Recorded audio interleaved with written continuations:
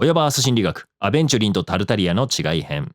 こんにちは、コバトーンです。先日のドクターレイシオとアルハイゼンの比較動画好評いただきありがとうございました。たくさんコメントもいただいたんですが、そこでリクエストを大量にいただいた内容があります。タルタリアとアベンチュリンの違いも分析してほし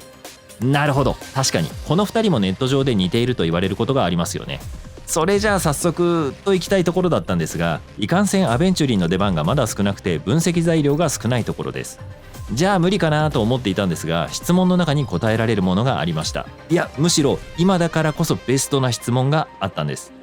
タルタリアには安心感があるのに似たような性格っぽいアベンチュリンにはなぜ不安感があるのでしょうか。今回はこの質問に答えていきます。というわけでネタバレ注意。本動画では原神のバージョン 4.2 までのネタバレを含みます。本体の編が終わっていない人は注意しましょう。またアベンチュリンが登場するスターレイルバージョン 2.0 のストーリーを含みます。結構重要なパートなのでプレイしてから見ることを推奨します。では早速いってみましょう。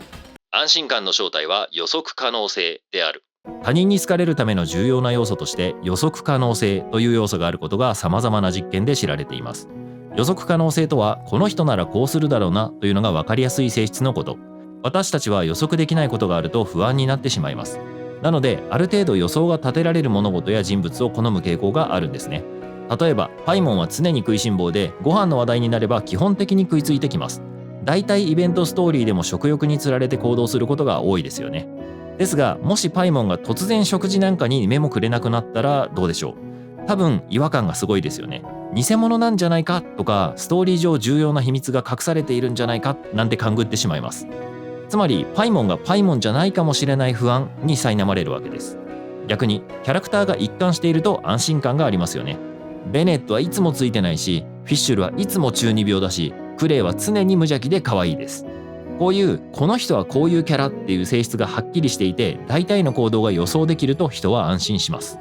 よくコメント欄やツイッターなんかでアルハイゼンならこう言いそうみたいな大喜利になっていることがありますよね。まさにあんな感じでアルハイゼンの発言はある程度予想ができたりするわけです。それで実際にその通りの行動をしてくれると、これだよこれがアルハイゼンだよねって気分になって、私たちは安心するんです。予測可能性とは、このようにキャラが一貫していることを言います。以前紹介した人間の基本的な性質の一貫性と深い関わりがある性質ですね。こちらの動画でも解説しているので、よかったら概要欄の URL から見てみてください。一貫性とは、行動を常に同じにしようとする性質。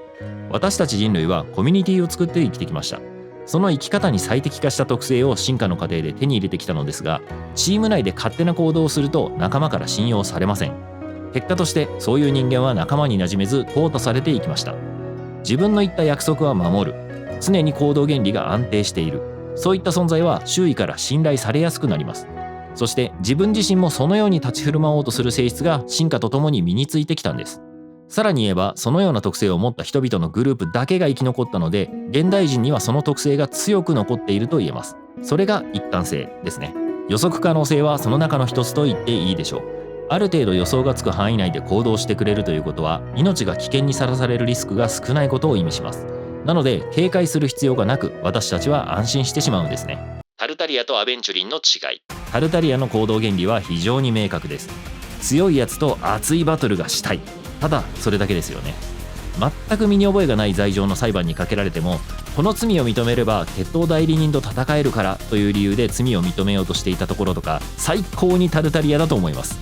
そんなわけでタルタリアの行動原理がめちゃくちゃ一貫していることから予測可能性が高く、私たちは安心感を覚えてしまうんですね。一方アベンチュリンは行動原理がはっきりしません。情報不足なこともありますが、未だに狙いがはっきりせず、敵か味方かも不明です。どちらかというと敵っぽい立ち回りをしていますよね。しかも短い登場時間で行動原理が違いそうなことをいくつも別々に仕掛けてきています。時には利益至上主義の商人のような立ち振る舞いをしたかと思えば、二人きりになった途端脅迫めいたことをしてきたりもします。そして真実を犯し味方になったかのようなムーブをかましたと思ったら、とんでもない隠し玉を出してきます。ここまで出てきている内容だと行動原理が全く一貫している感じがしないんですよね。そうだから私たちは不安感を覚えてしまうんです。ホヤバ作品に見るポンコツ力。もう一つ非常に重要な要素として失敗を見せるというものがあります。めちゃくちゃ完璧な存在って近寄りがたい雰囲気を感じてしまったりしますよね。例えば初めてライデン将軍が登場した時、ものすごい強さと迫力に驚いた人も多いでしょう。しかしその後の伝説任務で世間知らずなところや料理ができない面をピックアップされると急に親しみが湧いてきたはずです。実はこの性質、実験でも確認されています。マンハイム大学の実験では被験者に自分が恥ずかしい状態に陥った場面を想像してもらった後、その状況を他人に打ち明けることに対する印象を調べました。すると自分の失敗や恥ずかしい点を他人に打ち明けることは自分の無力感を感じるという結果になったのですが、一方他人が同じような点を打ち明けていることに対しては良い人間だ、勇気があると評価したんです。同じようなことをしているのに自分の場合と他人の場合で印象が全く違うんですね。こういった現象を研究チームは美しき困難と呼んでいます。原神ではよく七神がポンコツだとネタにされますよね。ウェンティはのんべえだし、勝利はお金を持ち歩く習慣がないし、ライデン将軍は料理ができなくて、ナヒーダはちょっと感覚がずれていたりします。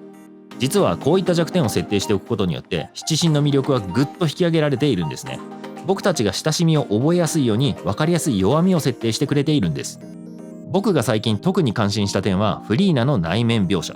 フォンテーヌでリネの裁判を行った際、フリーナはいきなりめちゃくちゃな理屈を主人公たちにぶつけてきますよね。普通に考えたらめちゃくちゃ嫌なやつです。ただフリーナの心の中を描写することによって僕たちにはこいつはポンコツだぞ、結構中身が可愛いぞということが伝わります。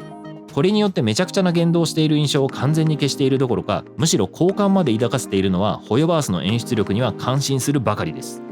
さて話を戻しましょう。このポンコツ力、タルタリアにあってアベンチュリンにないものなんです。ひょっとしたら今後アベンチュリンの過去が明らかになったらポンコツさが分かってくるかもしれませんけどね。とりあえず今のところ出ている情報ではアベンチュリンにポンコツな面は見えません。逆にタルタリアはたくさん失敗をしています。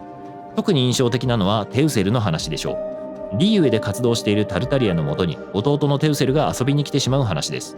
幼い弟に自分の仕事内容をばらすわけにもいかず、必死におもちゃ販売員のふりをするストーリーでしたよね。途中で無理な嘘をついて空気が固まることもありました。最後はボロボロになりながらかっこよく決めてくれて非常に印象的だったと思います。タルタリアにとってすごく家族が大切なものであるという価値観が分かったほか、大切であるがゆえにある意味彼の弱点でもあることが分かったストーリーでした。失敗や弱点という話でいけばタルタリアは結構ストーリー上でもボロボロになっています。リーウェの話でも仲間から情報共有がされておらず、神の心を回収できなかった上に大暴れしていますし、フォンテーヌでも裁判にかけられた挙句ヌビレットに倒されてメロピデ要塞に収監されています。結構失敗らしい失敗をたくさんしているんですよね。それでもやっぱり戦いになるととんでもなく強いですし、決めるところはバシッと決めてくれるめちゃくちゃかっこいい存在です。こういったダメな部分とできる部分を両方見せてくれているからこそタルタリアのことを好きになると言えるわけです。アベンチュリンは未だにそういった失敗の面を見せていないので、好きになるための箇所が少ないと言っていいでしょう。確かに2人ともイケメンでうさんくさいやつなんですが、過去の経験や価値観がはっきりしていて、かっこいい面も情けないところもたくさん見せてくれているタルタリアと、未だに謎が多すぎるアベンチュリンとでは印象が違って当然と言えるんです。まとめ、いかがだったでしょうか。似ていると言われる2人ですが、私たちに印象を与えるための要素が全く違うことが分かったと思います。おそらくこのセオリーでいけばアベンチュリンも今後何かしらの失敗や痛い目を見て私たちをファンに変えてくれるかもしれませんね。今後の活躍に期待したいところです。今回の動画が面白いと思っていただけたら高評価、チャンネル登録よろしくお願いします。また不定期に動画を上げていきますので、通知のベルマークもオンにしていただけると嬉しく思います。それでは今回の情報もあなたがホヨバース作品を楽しむための一助として参考まで。